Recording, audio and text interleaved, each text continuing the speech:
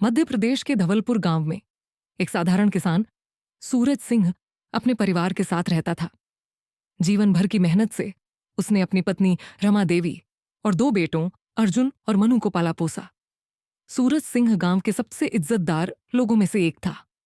उसकी आंखों में सिर्फ एक सपना था, उसके बेटे साथ रहें, खेतों को संभालें और परिवार को कभी टूटने न दें। बड़ा बेटा अर्जुन पढ़ा लिखा था, होशियार था, लेकिन उसमें दिखावे और शॉर्टकट्स की चाह थी। उसे लगता था कि गांव की जिंदगी सिर्फ गंवारों के लिए होती है। मनु छोटा बेटा कम पढ़ा था, लेकिन भावनाओं और मेहनत में आगे था। उसके लिए खेत, पशु और मिट्टी ही उसका जीवन थे। वह अपने पिता की तरह ही जमीन से जुड़ा हुआ था।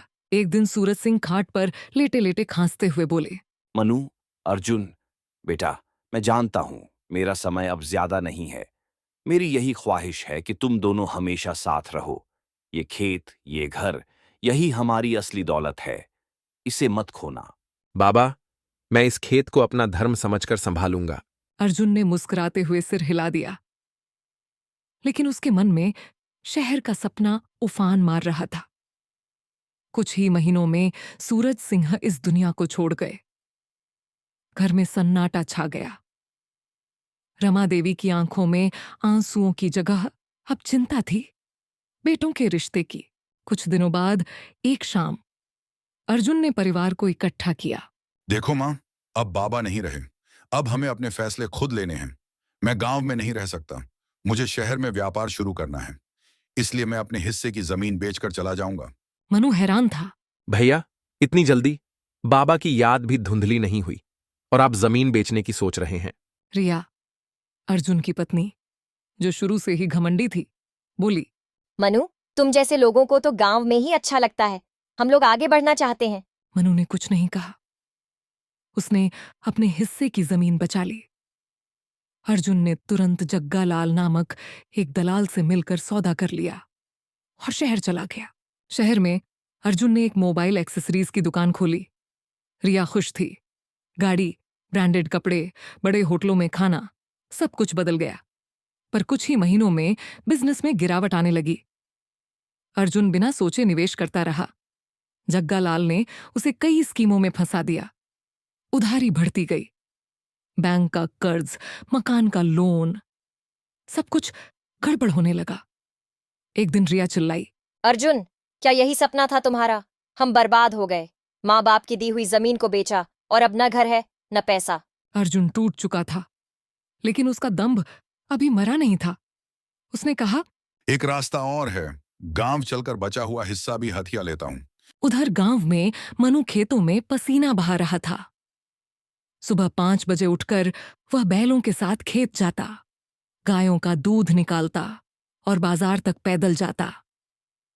गौरी, उसकी पत्नी, हर कदम पर उसके साथ थी। मनु, तुम थकते नहीं क्या? जब बाबा की मिट्टी साथ हो तो थकान भी गर्व देती है, मनु मुस्कुराकर कहता। गांव वाले मनु को इज्जत देने लगे थे। उसकी सादगी और मेहनत सबको प्रेरित करती थी।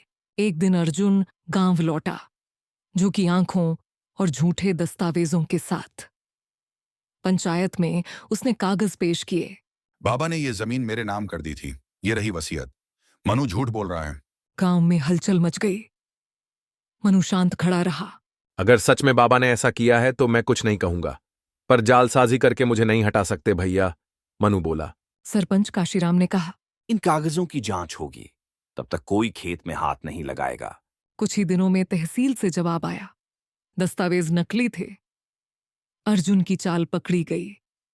पंचायत के बीच सरपंच बोले, अर्जुन, तुमने न सिर्फ अपने भाई से बल्कि अपने पिता की आत्मा से धोखा किया है। इस गांव में तुम्हारी कोई जगह नहीं बची। गांव वालों ने मनु की सराहना की। कई लोग भावुक हो उठे। अर्जुन की आंखों में आंसू थे। मनु, माफ कर दो। मैं लालच में अंधा हो गया था। भैया, माफ करना मेरा धर्म है, लेकिन विश्वास टूट जाए तो दिल भी टूट जाता है।